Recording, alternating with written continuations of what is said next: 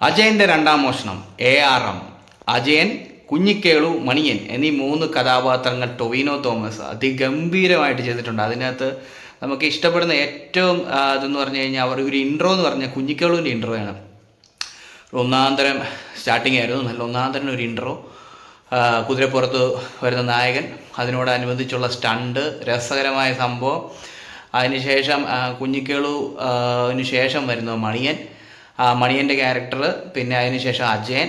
അപ്പം ഈ 3 ക്യാരക്ടേഴ്സിൽ എനിക്ക് ഏറ്റവും ഇഷ്ടപ്പെട്ട മണിയൻ എന്ന് പറയുന്ന ഒരു ക്യാരക്ടറാണ്.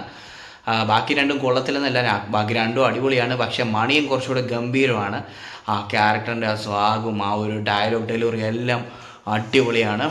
പിന്നെ സിനിമയിൽ അടുത്ത് ഇനി പ്രധാനമായിട്ടും പറയാനുള്ളത് സുരഭിയുടെ ക്യാരക്ടർ അടിപൊളിയായിരുന്നു. നല്ല സൂപ്പറായിട്ട് അഭിനയിച്ചിട്ടുണ്ട്. പുള്ളിക്കാരിയുടെ പ്രായം ചെന്ന ക്യാരക്ടറും അതുപോലെ യൗവനം അല്ലെങ്കിൽ ആ ഒരു ക്യാരക്ടറെല്ലാം അടിപൊളിയായിരുന്നു, നന്നായിട്ടുണ്ടായിരുന്നു. പിന്നെ ഹരീഷ് ഉത്തമൻ അതിൻ്റെ അകത്തുണ്ട്, നല്ലൊരു ക്യാരക്ടറാണ്. നായകനോളം കട്ടയ്ക്ക് നിൽക്കുന്ന ഒരു അല്ലെങ്കിൽ ആ ഒരു ലെവലിലേക്ക് എത്തുന്ന ടൈപ്പ് ഒരു ക്യാരക്ടറാണ്. പിന്നെ ഉയ്യൻ്റെ മോനെ, നമ്മുടെ ബേസിലിൻ്റെ ഒരു വായിൽ നിന്നുള്ള ഡയലോഗാണ് ഉയ്യൻ്റെ മോനെ, കൊള്ളാം. പിന്നെ സിനിമയിൽ എടുത്തു പറയേണ്ട ക്യാരക്ടേഴ്സ് എന്ന് പറയുന്നത് നായികയായിട്ട് വന്ന കുട്ടി, അതുപോലെ തന്നെ ബാക്കി ഒരു നാടും അതുമായിട്ട് ബന്ധപ്പെട്ട സംഭവങ്ങളൊക്കെയാണ് സിനിമയിലുള്ളത്. അപ്പം സിനിമ 3D ആയിട്ടാണ് കണ്ടത്. അപ്പം എന്തായാലും 3D ഒക്കെ നന്നായിട്ട് വർക്കായിട്ടുണ്ട്.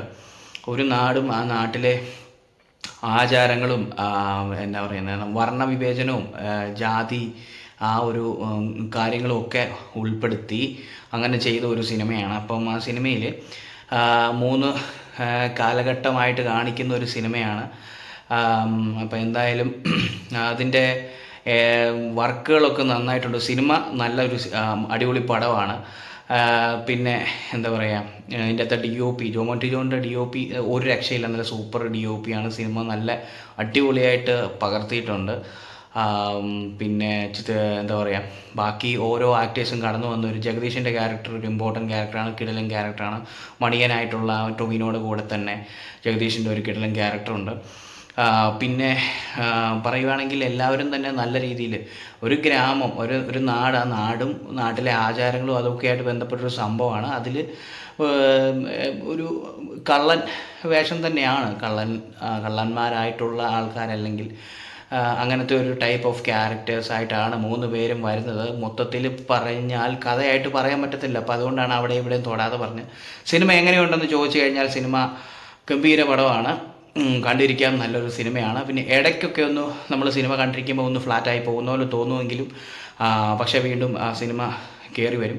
ആദ്യത്തെ ഒരു പകുതി നമ്മൾ കാണുമ്പോൾ നമ്മുടെ കുഞ്ഞിക്കേളു എന്ന് പറയുന്ന ക്യാരക്ടറിൻ്റെ ഇൻട്രോയും അതിനെ തുടർന്നുള്ള സംഭവങ്ങളും പിന്നെ അജയനെയാണ് കാണിക്കുന്നത്. അജയൻ ആയിട്ടുള്ള ക്യാരക്ടർ, അതിന് അജയനോട് പിന്നെ മണിയൻ എന്ന് പറയുന്ന ക്യാരക്ടറെ കുറിച്ച് പറയുന്നു, പിന്നെ മണിയനെ കാണിക്കുന്നു. അങ്ങനെ ഫസ്റ്റ് ഹാഫ് അങ്ങനെ സംഭവബഹുലമായി അല്ലെങ്കിൽ ഒരു അങ്ങനെ വന്നിട്ടൊരു ഓക്കെ ആയിട്ടാണ് നിൽക്കുന്നത്. അപ്പം അതിനുശേഷം സെക്കൻഡ് ഹാഫിലേക്ക് വരുമ്പോഴാണ് സിനിമ ഒന്നുകൂടെ ബലം പിടിച്ച് വരുന്നത്.